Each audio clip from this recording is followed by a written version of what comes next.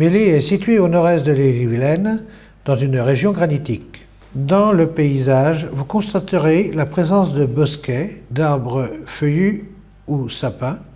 C'est une indication pour nous informer qu'il y a du granit, sachant que l'agriculteur ne pouvait pas exploiter ce genre de terrain.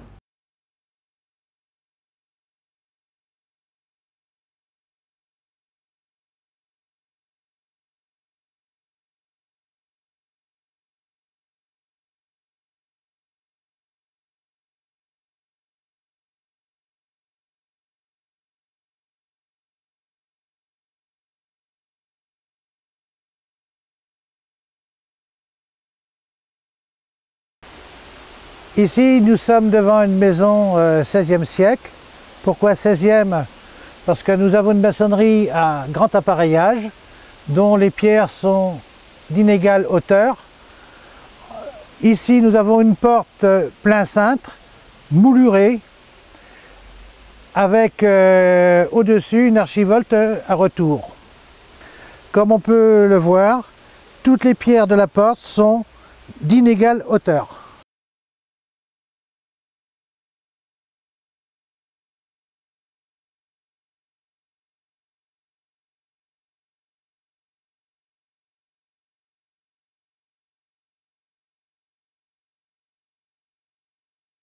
L'une des particularités de la maçonnerie 16e, c'est que la maçonnerie s'adapte au jambage en suivant ses contours.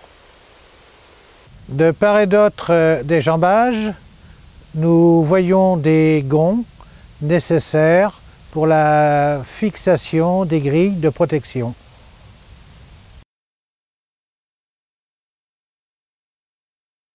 Cette maison est du XVIIe et a subi des modifications. La fenêtre du rez-de-chaussée n'est pas d'origine. Les jambages sont de hauteur inégale. Les portes sont à plein cintre avec des éléments importants.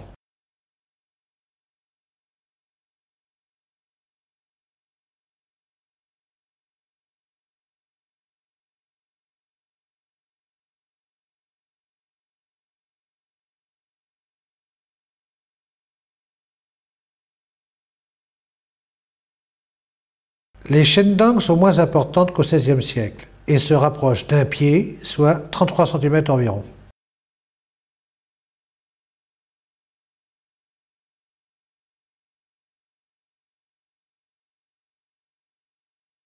Ce bâtiment est 18e.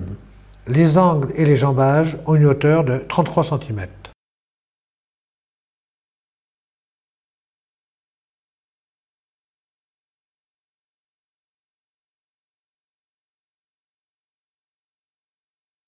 La date est gravée dans le linteau granit 1728. Nous constatons une chaîne d'angle doublée, ce qui permet d'augmenter la solidité de l'ouvrage. La hauteur des éléments composant les chaînes d'angle est identique, avec quelques exceptions toutefois.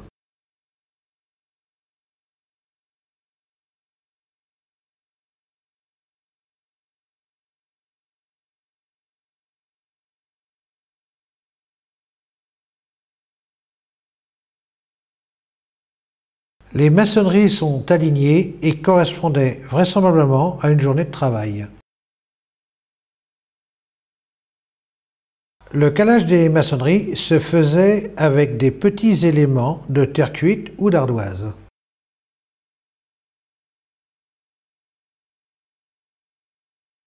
Alors qu'au XVIe, XVIIe et XVIIIe, on n'employait essentiellement que du granit gris roux, au XIXe, les éléments granit sont en bleu et les maçonneries en gris roux.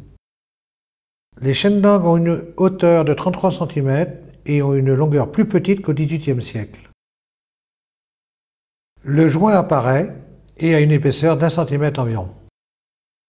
Nous constatons un chaînage horizontal avec saillie. Ce chaînage horizontal est au même niveau que les appuis des fenêtres. La porte d'entrée comporte une imposte fixe, ce qui permet d'éclairer le hall.